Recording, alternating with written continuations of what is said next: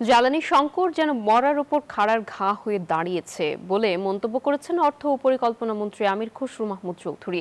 এ সময় তিনি মধ্যপ্রাচ্য সংঘাতের কারণে আগামীতে সব ধরনের পণ্যের মূল্য বৃদ্ধির শঙ্কা প্রকাশ করেন।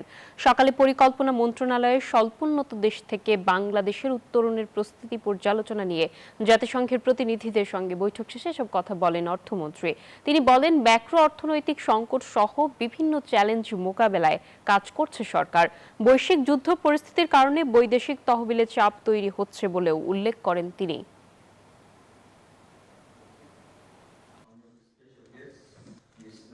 জ্বালানি সংকট তো অতিরিক্ত সংকট। এখন এই যে সমস্যার কথাগুলো আমি বললাম, এর উপরে মরার উপর খাড়ার গা বলে না, এটা এখন জ্বালানি সংকটের মাধ্যমে হয়েছে। শুধু জ্বালানি সংকটটা না, সমস্ত কমোডিটি, খাদ্যদ্রব্য, পণ্য সবকিছু প্রভাব পাবে। টোটাল সাপ্লাই চেইন ক্ষতিগ্রস্ত হচ্ছে এবং সব কিছুতে আগামী দিনে দ্রব্যমূল্য বাড়বে, এ ব্যাপারে কোনো সন্দেহ নাই।